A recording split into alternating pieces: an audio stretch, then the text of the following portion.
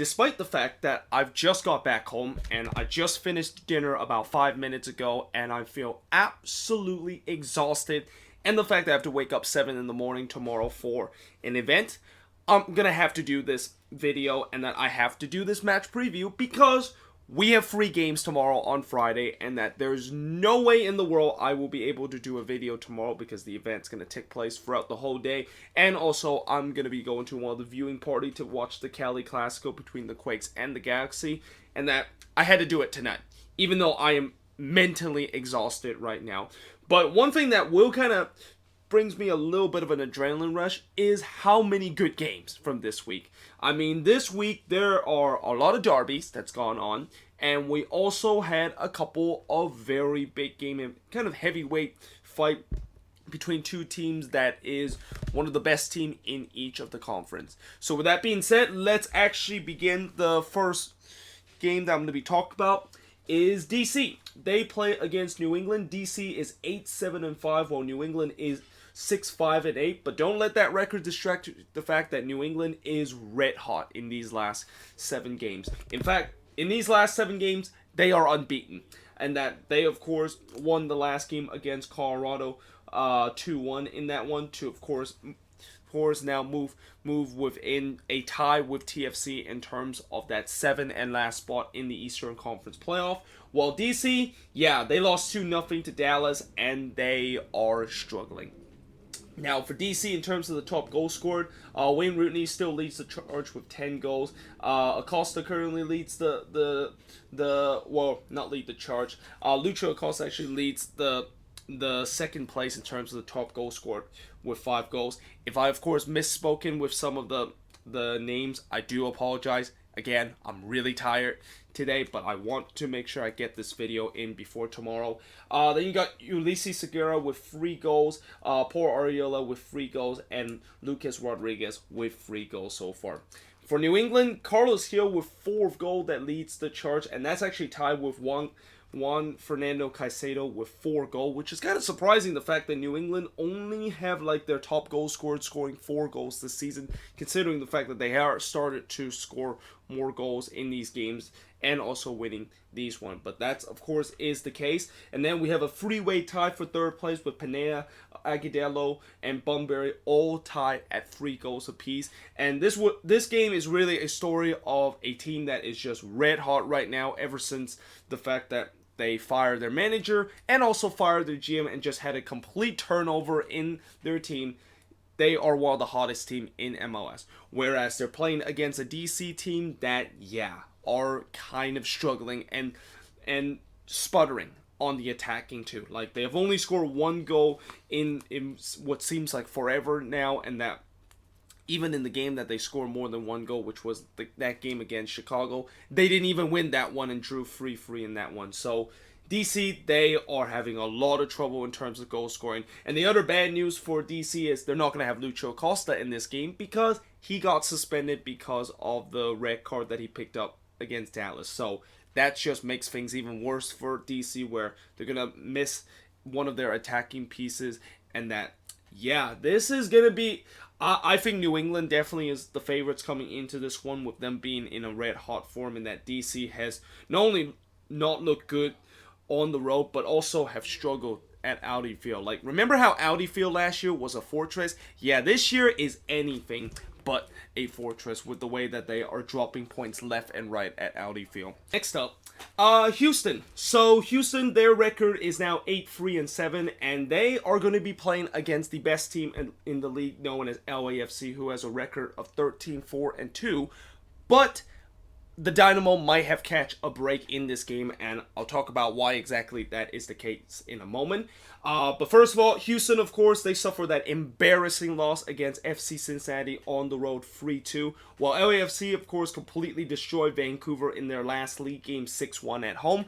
But they did lose 1-0 against the Portland Timbers, and it was only 2 days ago that they, of course, lost them that. And I have already heard a lot of LAFC fans, or at least I heard some LAFC fans, are complaining about the fact that this team just played a U.S. Open Cup on Wednesday, and that they only are allowed to have 2 days before actually have to play another league game. I mean, obviously they're not happy about it, and I also heard that Bob Bradley is not happy with the way that the schedule is, but obviously that's how it is, and that I definitely understand of the fact that how the schedule has been kind of very kind of it's been very tight for each of the team because of the fact that this season the schedule is being more congested, and that this season is much shorter, and that as a Quakes fan, we of course gone through the same kind of bullshit with the scheduling being so tight for us, and that we're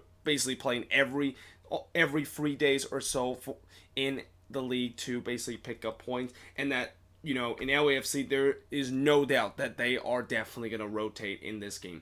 But first of all, in terms of the top goal scorer for both of these teams, Elise and Manotes, that Elise and Manotes connection, both of those guys currently having 7 goals so far, while Memo Rodriguez currently have 5 goals, Thomas Martinez currently have 3 goals, Kyoto with 1 goal so far this season. While for LAFC, Carlos Vela of course leads the charge with 19 goals, which lead the league, and that he will have, I think, around 14 games to score 11 goals to catch Joseph Martinez in terms of that goal scoring record from last year. And I have no doubt that if Vela can continue this kind of form for the rest of the season, yeah, he's going to definitely catch him easily. Although there is a lot of question of the fact that whether or not if he's actually going to start in this game whatsoever, and that Bob Bradley might think about giving him a break, knowing the fact that he's been playing pretty much every single game this season. Then you got Rossi, who currently has 10 goals right now. Mark Anthony K currently have 4 goals. So does Diamande and Ramirez also have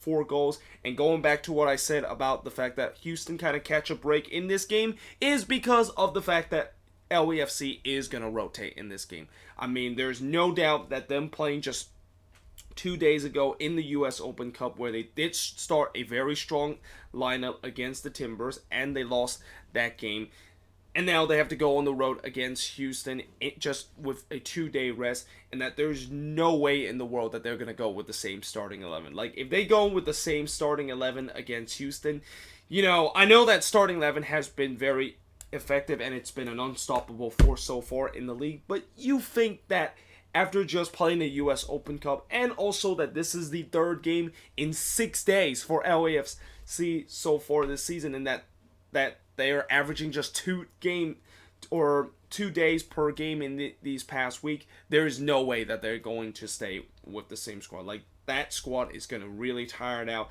and that, if LAFC is going to rotate their squad, which most likely they're going to do, that's a huge advantage for the Dynamo, because, so far, it's not every day that you get to play against an LAFC team that mostly is going to put their reserve player. And I'm not saying their reserve team is bad or whatsoever, but I know it's not going to be as good as the LAFC team that has their first team. So for Houston, this is a big opportunity for them to get 3 points. And you would think that this has got to be a 3 points for the Dynamo. I know they're playing against LAFC, and I know so far this season, if you say that a team needs 3 points against LAFC, that it sounds really insane. But knowing what the situation is, and knowing LAFC is going to rotate, and that Houston playing at home, which has then been their bread and butter in terms of getting wins this season.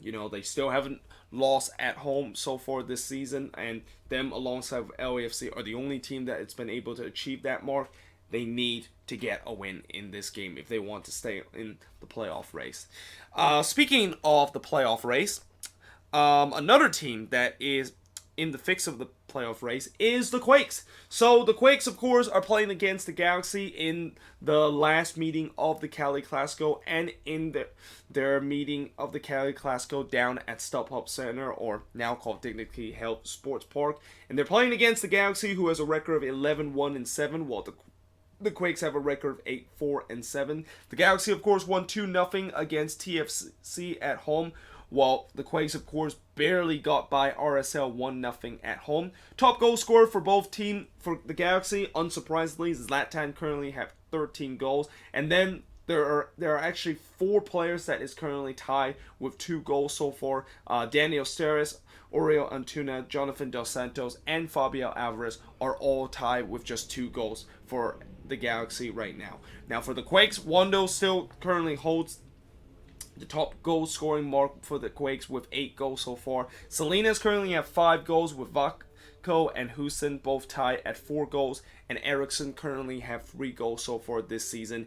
And, for the Quakes, playing against the Galaxy on the road, I always don't feel very confident whenever we do that because, StubHub Center or Dignity Health Sports Park. I mean, God, I just keep forgetting that it's now called Dignity Health Sports Park and not called StubHub Center anymore. But that place has been a house of horror for the Quakes. Like, I know they won there 2 years ago, and that was the season when we make the playoffs, and that was also the season when the Galaxy basically hit rock bottom and finished dead last in the league. But still, we have not had a good record against the Galaxy on the road. Although, in the past couple of years, we have draw games on the road against the Galaxy. And if you would have told me right now, if we can get a draw in this game, will I be satisfied? I would say yes. I think a draw would definitely be helpful for the Quakes, considering the fact that, they're on the road. And I always say with the Quakes, if they can get a draw or maybe get all 3 points on the road, then it is a huge success, because knowing the fact that we've been so much better at home, and that this kind of feels a little bit similar in 2017 where we couldn't win on the road, but as long as we pick up those points on the road and also win at home, we of course will make the playoffs. And hopefully, maybe we can improve our road form. And hopefully we can do the same thing we did against the Galaxy at Stamford Stadium. But like I said, this place is a house of horror for us. And knowing the fact that the Galaxy is going to be much stronger than the one that we faced them at Stamford Stadium, it will definitely be a very daunting task for the Quakes to get all 3 points in this game. Now, for the Quakes, the good news for them is that this will be the first time since June that they actually got a full week of rest. Well, technically they did get 1 day less of a rest than most teams would get in terms of a match week, but they got a full week of rest after playing 4 games in 11 days, and after just they looked like they were done in that game against RSL, and that they were ready to basically go to the dressing room and just relax after just 15 minutes because of how tired the team is. I think with them now getting a full week of rest and now can basically refresh their body after just playing pretty much every single day, this is definitely a team that I think will definitely be better than the one we play against RSL, and that this will hopefully be the team that was in a very good form in the past couple of months and maybe get something out of this game. But like I said, this place is not a place that we win a lot, and if we do win this one and do a sweep against the Galaxy, then yeah, I will definitely take that. But moving on into the next match is another derby. I don't know exactly what the name is. I know it used to call the 401 Derby, but then Montreal and TFC fans didn't like the name whatsoever, so they call it something different. I'll just call it the Great Canadian Derby, because both of these teams are probably the most well-known Canadian team. Sorry, Vancouver Whitecaps fan. I know you are always kind of the forgotten kind of team in Canada, and also the forgotten team in Cascadia. But seriously, Montreal and TFC, both of these teams are coming into this game, and both of these teams are coming into this game not really in a very good form. With the Impact now have a record of 9-3-9 and are dropping down the Eastern Conference to now 4th place in that spot, while TFC, their record is 6-5-8, and that they have the same record as New England in terms of that playoff race. Montreal, of course, lost 3-2 against Minnesota at home, while TFC have 1 win in 13 games so far. They've only won once, and that one time was against Atlanta in that crazy game. But other than that, they have really, really struggled in these past couple of months. Now, the top goal scored for Montreal, Taidier currently is the top goal scorer with 7 goals so far. Okwanko currently have 4 goals for Montreal. Piatti with 3, Jackson Hamel with 3, and Darlow currently with 2 goals. As for TFC, Pozuelo currently leads the list with 7 goals. Altidore with 5 goals, De Leon with 4, Hamilton with 4, and Osorio with 3 goals so far. And as I called this the Great Canadian Derby, I can also maybe call this the Desperation Derby, because my oh my, both of these teams are desperate for a win in this game. Like, knowing the fact that both of these teams are struggling and that, they need to get a win so that they can trying to get a little bit of grass in terms of that playoff hope, and that they can, of course, make the playoffs this season. They desperately need to get a win in this game, and we will see who exactly is going to do that. I think Montreal could be the favorites coming into this one because they're playing at home and that they've been very good at home, although they did lose in the last game against Minnesota on the road. While TFC, yeah, they are just in a very bad skid right now, and that, the good news for TFC is they did make some addition with Omar Gonzalez, and there was another player that they just recently made an acquisition, which I literally forgot his name because I'm very tired right now, and that I should have known his name because I mentioned it during the news of the week from yesterday. And actually, you know what? I'm just gonna look it up right now. What exactly is the other acquisition? I know he is a winger. Oh, Gallardo.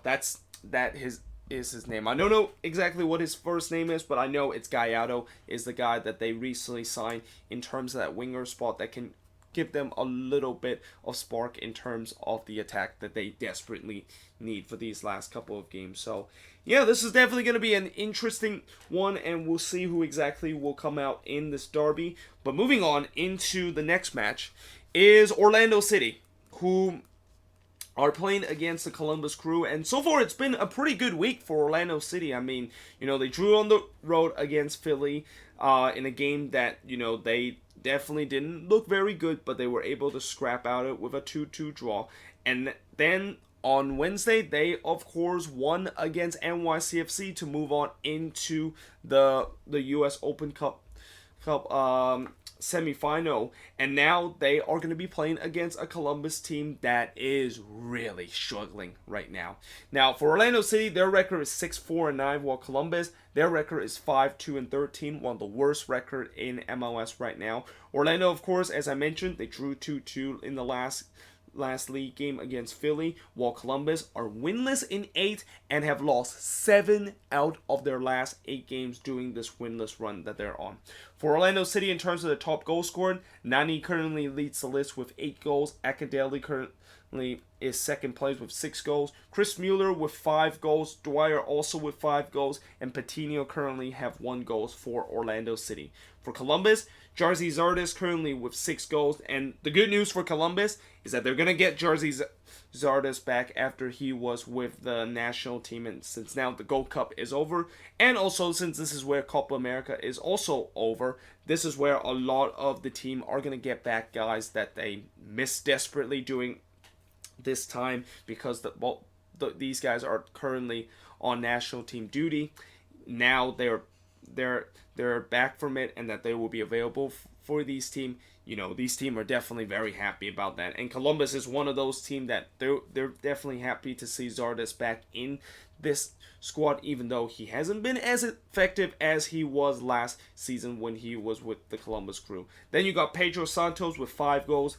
Saro currently with 2 goals, and Higuain and Jimenez round out with only 1 goal to speak of. And, for Orlando City, this is a good opportunity for them to get 3 points against a team that is struggling mightily right now. And, the good news for Columbus is that at least they're going to get some of their guys that is currently that was on national team duty back in this team. But again, with Orlando City, hopefully they can, of course, carry that momentum in that US Open Cup win and also getting a draw in the last game. Because let's face it, Orlando City is one of those teams that is definitely battling for those spots in the playoffs in the Eastern Conference, and then they need to show some consistency for once. Like, if the pattern, of course shown with Orlando City, I would say that they probably will lose this game because they always have like the high moments, and then the very next game that they, of course, are dropped back down to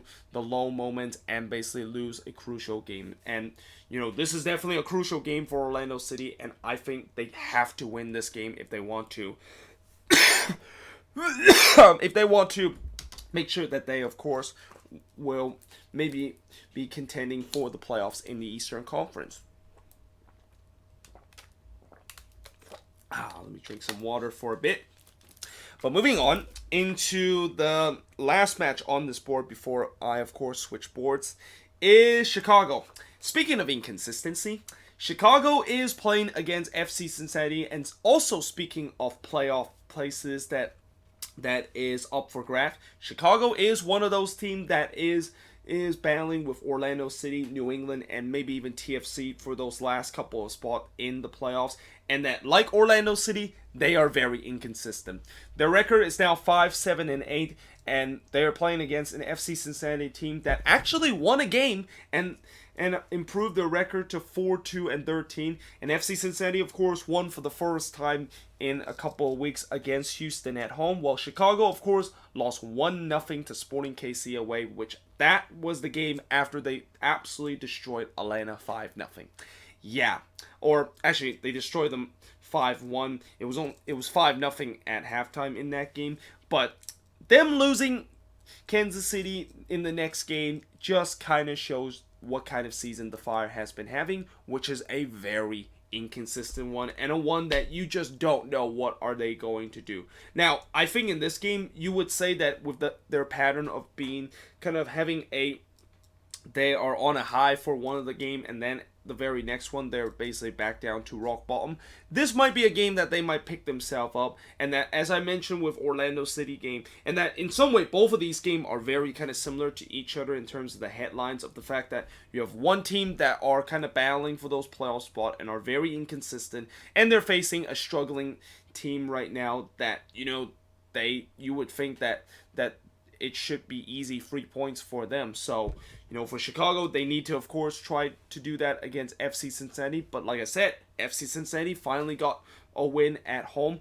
They still haven't got a win on the road so far. And that this could be a game that I would say could be a chance for them to get a win on the road to face against a Chicago team that has been kind of inconsistent, or I shouldn't even say kind of inconsistent, has been very inconsistent this season. Now, the top goal scorer for both teams, for Chicago, CJ Sapon leads the list with 8 goals. Nikolic currently is second with 6 goals. Alexander Katai with 4 goals. Nico Gaitan with 3. And Francesco Calvo currently have 2 goals. For FC Cincinnati, Kikuta Mane currently leads the chart with 3 goals. Darren Maddox with 2 goals. That's same with Alan Cruz. And then Ledesma and Kenny Sayev currently have 1 goal apiece for FC Cincinnati. So, yeah, for Chicago, they definitely need to win this game against a bottom feeder in the Eastern Conference. But let's see if FC Cincinnati can make it 2 in a row and maybe get some momentum and get some hope in this season with them winning against Chicago, and also make a historic kind of moment of winning their first ever road game in MLS. But with that being said, let me now switch board and look at the last 6 games that's going to be happening in this match week number 20. But yeah, next up, Minnesota. They are playing against Dallas, and Minnesota is currently coming into this game with a record of 9-3-7, while Dallas is currently coming into this game with a record of 8-5-7. And there is no doubt that this is a massive game for both of these teams. And remember a couple of weeks ago where Adrian Heath said that this is the biggest game in Minnesota history against the San Jose Earthquakes on Wednesday? Yeah. This is the biggest game for Minnesota United in terms of their league so far this season. And I guess it will kind of continue until they, of course, will make the playoffs for the first time in their history, which I'm really hoping that they, of course, would do, especially the season that they've been having. But they are playing against a Dallas team that, they did win 2-0 at home against DC, while Minnesota has won 3-2 against Montreal away, and they also won 6-1 against New Mexico United in the U.S. Open Cup game to move on in the semifinal. And it's safe to say that Minnesota is red hot right now. In terms of the top goal scorer for Minnesota, Quintero currently leads the list with 6 goals. Rodriguez currently is in second place with 5 goals. Ethan Finley with 3 goals so far, and Mason Toy making up in the top 5 spot now with 3 goals so far this season. And then Kevin Molino rounds out the top 5 with 2 goals so far. For FC Dallas, Fiera and Baji currently ties at the top of their team goal scoring chart with 5 goals. Ryan Hollinshead currently have 3 goals so far, so does Rito Ziegler, and Michael Barrios currently have 2 goals for FC Dallas. But like I said, this is a big game for both of these teams because Minnesota and Dallas, both of these teams are 4th and 5th respectively. Minnesota is currently 4th in the standing. Dallas is currently 5th in the standing. I believe Minnesota has a 4-point gap in terms of them and RSL right now who is just below the red line, and Dallas currently have a 3-point gaps, I believe, right now with RSL who's just below the red line. So in other words, Minnesota is 4-point clears of that red line, while Dallas is 3 points clear of that red line too, and that this is why this is a big game for both of these teams. Like, anytime when you get these 5 teams or these 6 teams right now that is fighting for those crucial spot in the Western Conference and are kind of all bungle up to trying to get into the playoffs this season, yeah, you know that this is going to be a big game and that this could really be a make or break game for both of these teams, and that, you know, I think Minnesota definitely have a bit of an advantage in this one, considering the fact that, like I said, they have been red hot lately, not only winning games, but they're scoring tons of goals, and that they're scoring at a rate that really makes LAFC kind of start to really be worried about in terms of teams that is scoring like 5 or 6 goals every single game. And that, you know, Dallas is a team that is good at home, but they're not good on the road. So we'll see how this one will turn out. But moving on into the next match is RSL. So speaking of which, RSL, of course, are playing against the Union. This is one of the 2 matchup that is going to be the inter-conference matchup. There's not a lot of inter-conference matchup this week. I think a lot of that has to do with the fact that, you know, there's a lot of big derby games, and also there is a couple of big games that is between each of the conference, so that there isn't really a lot of inter-conference matchup. But this is one of them, as RSL is going to be facing against the top team in the Eastern Conference, that is the Philadelphia Union, with a record of 10-6-5. RSL, meanwhile, have an 8-2-9 record. They lost 1-0 against the Quakes in that tough, heartbreaking loss against them by giving up a goal late in the game, while the Union, of course, drew 2-2 against Orlando City at home. In terms of the top goal scored for RSL, Sam Johnson currently leads the list with 8 goals. And by the way, that loss that RSL suffered, they did not have their strongest team in that game. So in some way, I wouldn't say that's a bad loss, but anytime when you concede a 94-minute winner to basically drop all 3 points is definitely one that is tough to swallow. But the good news is, I think guys like Sam Johnson, who currently leads their team with 8 goals, might be back in this game. Rusnak currently have 6 goals, while Krylak, Savarino both have 3 goals, and both of Salcedo currently have 2 goals for RSL. For the Union, Kasper Shabilko has been one of the hottest striker in the league and one of the most underrated striker in the league, and a guy that certainly do not get a lot of credit of how good he has been, as he's now scored in 4 straight games, and now he has got 9 goals to his names this season. And then we got Montero currently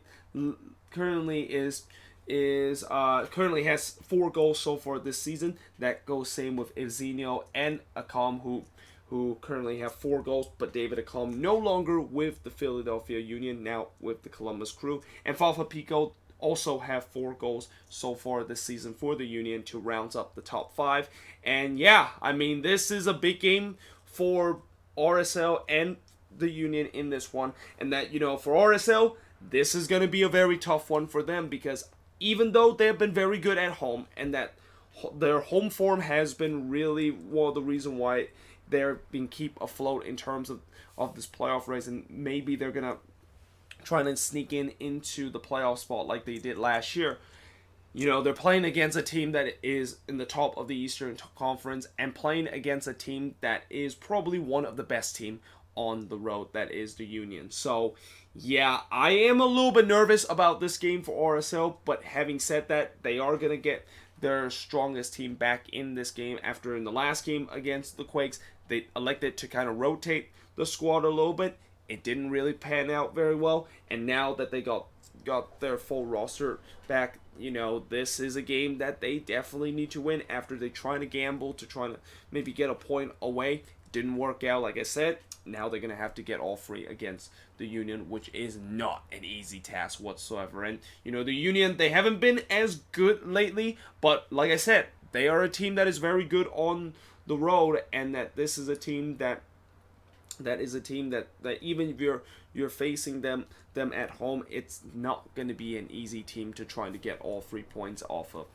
But next up, and speaking of more playoff drama in the Western Conference, we had another matchup that definitely is part of that conversation of so many teams that is jumbled up near the third spot all the way down to the bottom of the table. And two of those teams that is part of that is Vancouver and Sporting KC.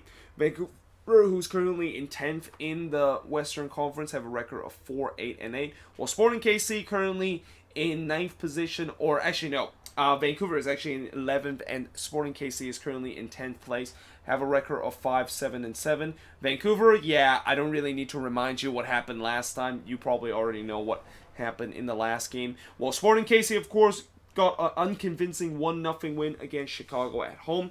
Top goal scorer for both teams. For Vancouver, Freddie Montero currently leads the list with 6 goals. Jordi Reyna currently is second with 4 goals. Lucas Veneto with 3 goals. Daniel Henry with 2 goals. And Ali Adnan currently have 1 goal with Vancouver. For Sporting KC, Johnny Russo and Felipe Gutierrez and Christian Namath all have 7 goals so far, while Croze and Busio currently have 3 goals each to round up your top 5. And like I said, this is another one of those games that is a big game for both of these teams because of the fact that they want to stay in the hunt. And I think that's really is the way to describe this game, where both of these teams want to stay in the hunt. If one of these teams, of course, lose this game, then you could definitely think that their playoff hope is really start to dwindle. And that, I think for this game, for Sporting KC, this game, I think means a lot more to them in some way than Vancouver, because, they want to have the second half resurgent, in that maybe that last game against Chicago can kind of kick them off, and now they're playing against a Vancouver team that is kind of struggling, and of course have to suffer what happened during the weekend after suffering that horrendous loss to LAFC. This is a good opportunity for Sporting KC to take some points. Although, having said that, this game is on the road, and Sporting KC is not good on the road and have only won 1 time this season, and that was against Columbus on the road, which I would put a big asterisk in terms of that game too, because one, they won that game 1-0. It was also very unconvincing. And they were playing against Columbus, which pretty much every single team has been able to get 3 points off of Columbus, whether you're home or away. So, yeah, this is a big game for Sporting KC. And Vancouver is definitely a team that is not easy to beat at BC Place. So, yeah, we will see how exactly this game will do. I think a draw in this game will definitely not help either team, because then if the team that is ahead of them get wins, then they of course start to fall back in terms of that playoff race. But moving on into the next match is another Western Conference kind of matchup between the Portland Timbers and the Colorado Rapids, who unfortunately find themselves rock bottom of the Western Conference again with a record of 5-4-10. While Portland is definitely soaring right now, and there are no doubt that, of all the team that is in this playoff hunt, which of course include Portland when you look at their standings, I think Portland is a team that you can basically put in a sure shoe in terms of them making the playoffs, because their record is now 7-2-8, and they took a gutsy 1-0 win against NYCFC and beat a team that haven't lost a game since March and haven't lost at Yankee Stadium all season long, and they're able to get all 3 points on the road. And that now this, I believe, is the first game of what would be 12 straight home game for the Portland Timbers for the remaining part of this season. This is a good chance for the Timbers to really rise up in the Western Conference, and that they're playing against a Rapids team that lost 2-1 against New England, and that this is a Colorado team that, of course, had their unbeaten run unfortunately comes to an end, and that there's a lot of question about the fact that, while it was great to see them go on this incredible run and started to really sneak into the playoff spot, the question is, can they continue? And this is definitely not a good way to say that they can continue their unbeaten streak when they're playing against one of the hottest team, if not the hottest team right now in Portland. Like, keep in mind, besides them with a gutsy 1-0 win against NYCFC, they also had a gutsy 1-0 win against LAFC in the US Open Cup, and they also handed LAFC their first ever loss at Bank of California Stadium this season. So this team is definitely in for some business and are red hot right now, and I just think that for the Rapids, for them to go on another good run, this is definitely not the game that they really want to see as a way to try to bounce back after that tough loss against New England. Now, in terms of the top goal scorer for both teams, for Portland, unsurprisingly, Brian Fernandez is now top at the standing in terms of the team goal scoring chart for the Timbers. I mean, eventually it was going to happen with the way that he's been scoring goals left and right. He currently now has 6 goals, with Abelvasi with 5 goals, Diego Valeri with 4, Blanco with 3, and Paredes with 2 goals so far. For Colorado, Kai Kamara leads the charge with 8 goals, with Rubio and Shinyashiki both with 4 goals. Mesquita currently have 3 goals, and Feilhaber, no longer with the team, currently have 2 goals for the Rapids. But moving on into the next game is probably the biggest game that is not really a derby, but it is a game that I think it's a must-watch too, because it's the Seattle Sounders taking on Atlanta United, a game that you could maybe say that this could be a little bit of a preview of MLS Cup heading into this season. I mean, I know there's a lot of matchup that you could say it's an MLS Cup kind of preview when you have 2 of the best team in each of the conference facing off each other. But obviously Seattle, they're coming into this game with a record of 9-5-5, and that they are getting most, if not every single star player that they've been missing for the last couple of weeks back in this starting 11. And they're going to be facing against Atlanta, who has a record of 9-3-7, and I believe they also are starting to get guys back from national team duty, and also getting guys back after they were injured in these past couple of weeks. But for the Seattle Sounders, of course, they won 2-1 away in the last game against Columbus. The Nico Ladero goal was the difference of them getting only 1 point or getting all 3 points like they did against Columbus away. While Atlanta, of course, drew 3-3 against the Redbulls in that very entertaining marquee game of the week against the Redbulls at home. Top goal scorer for Seattle, Rui Diaz currently have 6 goals. He's going to be back with this team, I believe, since Peru, of course, unfortunately lost in the final, and they course were involved in that final a couple of days ago, but I think he should be good and ready to go for the Sunday game. While Leerdam currently have 5 goals so far, with Ladero and Morris tied at 4 goals, and Christian Rodon currently have 3 goals so far for Seattle. For Atlanta, Joseph Martinez, unsurprisingly, is at the top of the Atlanta scoring chart with 12 goals so far. Barco currently have 4 goals, Gretzo and Justin Miran with 3 goals, and Pity Martinez, who has been, for a lot of people said that he has definitely not reached his expectation of this season. Well, the good news is at least he's now in the top 5 chart with 2 goals so far this season. But yeah, this is definitely a marquee matchup, and that this is a game that, you know, we don't exactly know what exactly is going to happen. Like, this feels like a heavyweight kind of matchup between 2 teams that definitely have good attacking pieces and also good defensive pieces,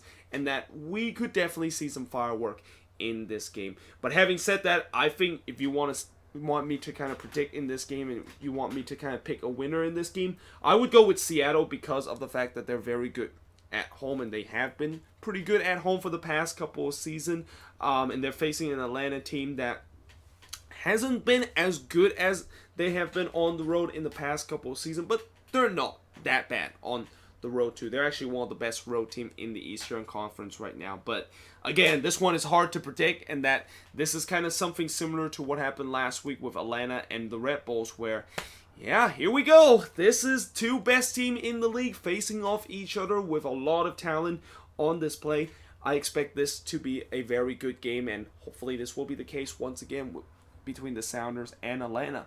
But finally, to wrap up this incredible match week number 20, where we had so many good games, and to wrap it all up, we got the New York Derby, also known as the Hudson River Derby, or whatever you want to call it, between the two New York teams facing off each other. It's the Redbulls and NYCFC. The Redbulls with an 8-4-7 record, while NYCFC, of course, have a 7-8-2 record. The Redbulls, of course, as I mentioned, they were part of that entertaining free draw against Atlanta away, while NYCFC lost for the first time since March to the Timbers at home 1-0. And in terms of the top goal scorer for the Redbulls, Brian White currently leads that chart with 6 goals. Jesus Christ, I can't even speak anymore. Thank goodness this is the last game that I have to preview, because I'm kind of trying to speak very fast because of the fact that when I get this done as quick as possible before I need to do some errand before going to sleep and wake up early tomorrow morning.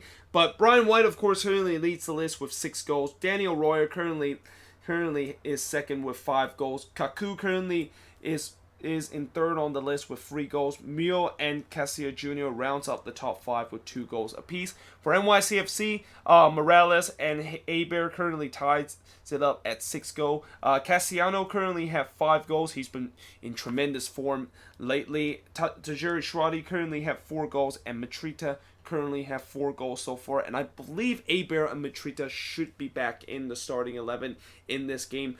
But you know, when you look at this one, obviously, I think straight away, I think the Red Bulls are going to be favored in this one, because the Red Bulls have always been very good in these New York derbies, and that NYCFC haven't won a lot of these New York derbies.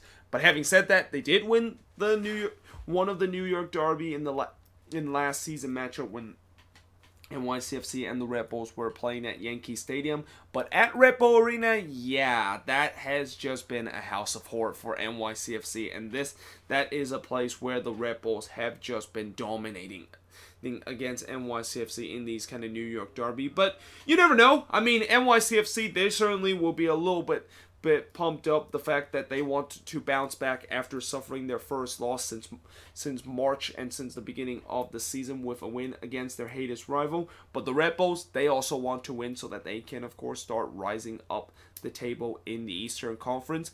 But that being said, I hope you guys enjoyed this video. Let me know in the comments below, what do you think of these games and what is your most watched game? I mean, there's a lot of must-watch games this week because of the fact that there are a lot of good games and a lot of derbies that is going down this week. But let me know in the comments below, and also make sure you guys leave your prediction below for all 12 of these games in the comments section. And yeah, hope you guys enjoyed this video, and I will see you guys next time.